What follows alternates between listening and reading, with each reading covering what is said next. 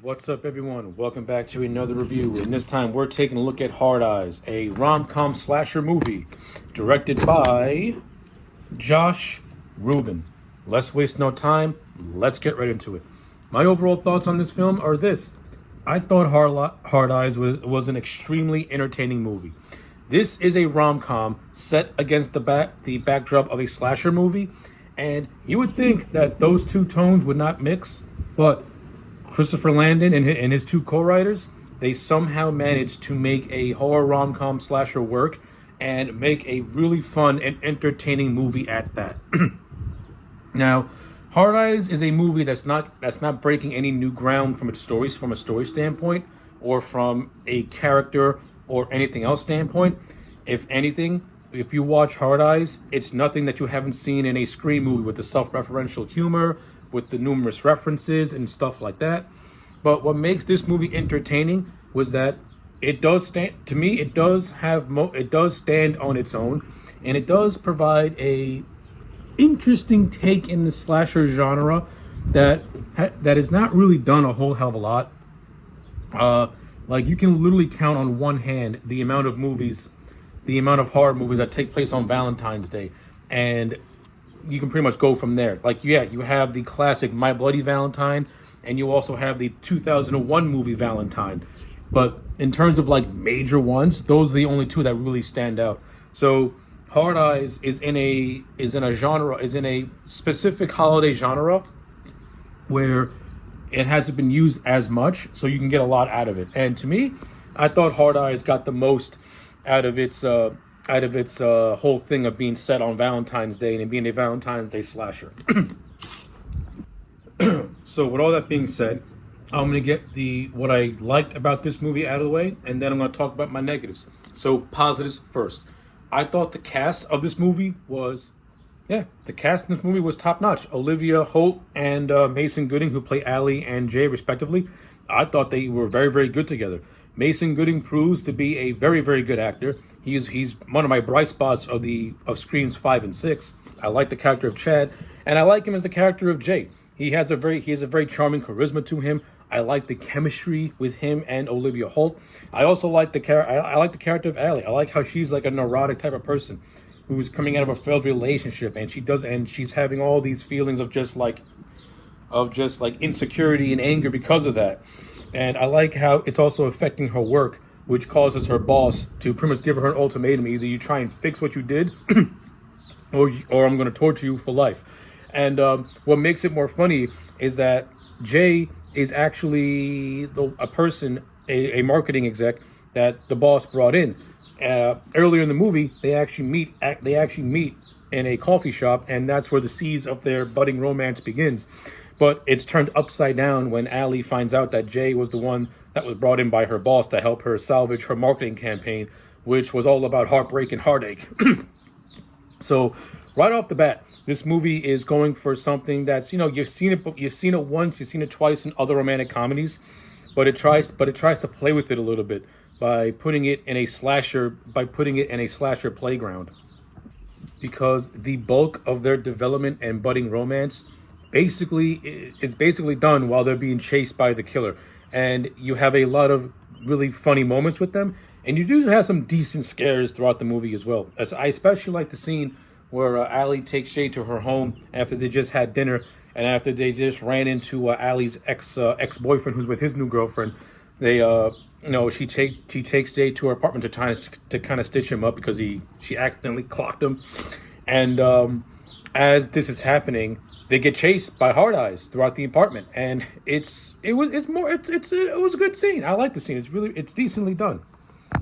And like I said, throughout the entire course of the movie, they go through all the trials of a burgeoning romance in which they're new to each other.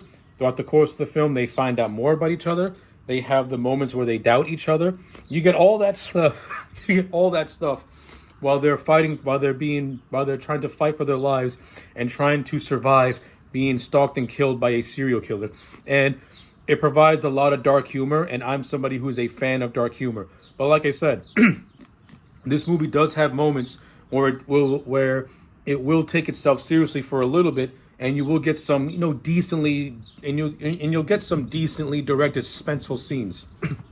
Like a good example, I really like the carousel scene where Hard Eyes is chasing Allie, and they're on this carousel. It's actually a really, really good scene, and I like it a lot.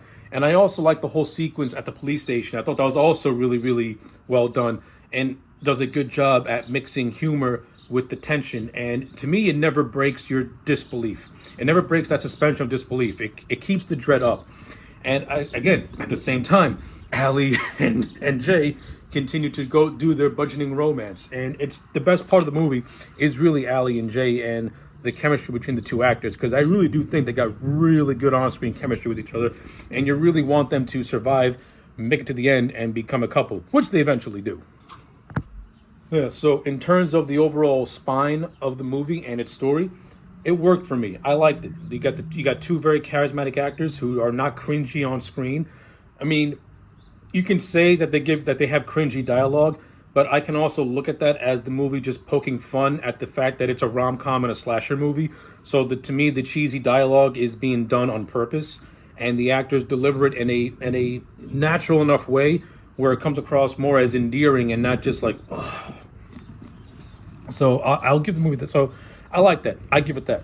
The movie also has a decent supporting cast, which includes Devon Sawa and Jordana Brewster, who play these two cops, Hobbs and Shaw. I wonder where they got that name from. And they're investigating the Hard Eyes killer, who prior to the events of the movie has been active for 2 years. And yeah, I thought Jordana Brewster and Devon Sawa, they were good for what they were. They were fine in the role. Jordana Brewster has a much more bigger role in this movie, and I'll elaborate on that when I talk about the ending. But as overall characters, they have some decent moments where they have some bantering here and there. And I thought they had decent chemistry as well. And that's pretty much all I can say about Devon Sawa and Jordana Brewster. They're not in the movie a lot, but they have enough scenes where where the film plays them up as potential red herrings, along with trying to make Jay himself a red herring. But at the end of the day, this is a slasher movie, and a slasher movie is only as good as as the killer. And I'll say this: I think the Hard Eyes killer is actually pretty cool. I like the look. I like the whole idea of the Hard Eyes themselves, more or less acting like these infrared lights, especially in the police scene where you actually get to see it. It has a cool, unique visual to it. This is not the Miner from My Bloody Valentine, and it's not the Cupid killer from the movie Valentine. It's its own distinct and unique thing. And I'm going to say this: I think a lot of the kills in this movie are actually fairly decent and relatively gory. You get the opening, you get the you get the opening prologue, in which Hard Eyes takes out this obnoxious couple and a photographer while the guy is trying to propose to his girlfriend. And it's actually a very humorous bit. And this is your first instance that this movie is poking fun at the genre and poking fun at itself. And I enjoyed the first 10 minutes of the movie. It was a nice, strong opener. And again, you got 3 really good kills to really set the tone for the movie. And throughout the course of the movie, you get some decent kills. You know, you get the whole police station rampage in which Hard Eyes kills Devon Sawa's character and kills another cop. And then throughout the movie, Hard Eyes dispatches other, victims who get in his way. Killing a Uber driver who drove Jesse and Allie to Allie's home. When the two lovebirds are hiding at a drive-in movie theater, Hard Eyes is dispatching them. The drive-in movie theater sequence is morbidly funny, because while Jay and Allie are trying to hide from Hard Eyes, they go into a van and hide where a couple are going at it like rabbits. They're having this romantic scene while these two are just just having sex in the back, and it's fucking hysterical. Then it picks up when Hard Eyes finds the car, kills the couple having sex, and then goes on a rampage throughout. Very well done, very solidly done, and it's actually got some decent tension. And a good fake out. So basically, after Hard Eyes kills the sex couple, he starts to chase after Allie and Jay. And just as they're about to leave, Allie has her, has her horror slasher hero moment in which she's like, "We can't stop. We got to stop running and fight. If we don't fight, then he's just gonna keep killing and killing and killing." And Jay's like, "We got to do this together." And this is where you have like this. And once this happens, they play a song, and for life I don't remember the name of the song. I just saw the movie last night. I still can't remember the song. But you have this romantic song playing in the background as they're preparing to fight Hard Eyes.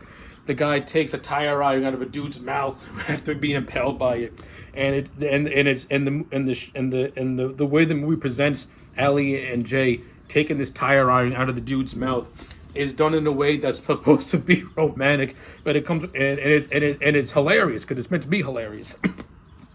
And then they proceed to fight Hard Eyes and eventually kill Hard Eyes, and then Hard Eyes is unmasked, and it's nobody we saw earlier in the movie. It's just some random dude in a mask. Now, when I first watched this movie, I'm like, okay, there's got to be something else that's going to happen because that can't be the ending. Like, that's a very flat ending. Now, come to realize that the person that Jesse and Jay killed is actually a fanboy of the Hard Eyes killer. And this is where we get the revelation of who the Hard Eyes killer is. And taking a page out of Scream, it's actually two. It's actually Jordana Brewster's character and this other character by the name of David, who appeared briefly in the movie while Allie was in the police station, who recognized Allie from Bumbled and tried to ask her out, and she was like, "Nah, I'm good, bro." It's revealed that Jordana Brewster's character and the David character met online. They began dating, they got married, and then they decided to go on a killing spree. The explanation they gave was convoluted. Kind of got to break your suspension of disbelief, but in a movie like this, does it really matter? Because Hard Eyes is not trying to break new ground. It's just trying to be an entertaining slasher. And the whole thing taking place at St. Valentine's Church between Jay and Allie and the Hard Eyes killers, it was an entertaining climax, and I enjoyed it a lot. So yeah, Jay and Allie, naturally they win the day, and they become a couple, as a result. And yeah, that's basically the movie. To throw some other tidbits in there, you have the character of Monica, who is Allie's best friend, and she's basically the rom-com best friend, and she has that best friend trope from any rom-com you'll see, in which she's trying to get Allie to go back into the dating world, trying to get her to exert herself again. That's basically Monica's role in this movie. She doesn't really have much of a role in this movie aside from the best friend. She doesn't play an active part in the Hard Eyes killer or anything like that. She has this whole subplot of her in a relationship with some guy named Arthur, but we never see Arthur. He's just referenced but never shown, so you can take that for what it is. But yeah, I didn't find Monica to be annoying or anything like that. She's that typical rom-com best friend, and that's basically it. Yeah, and like I said, for the most part, I really do like the writing in this movie. It has a lot of wittiness to it. It has a freshness to it.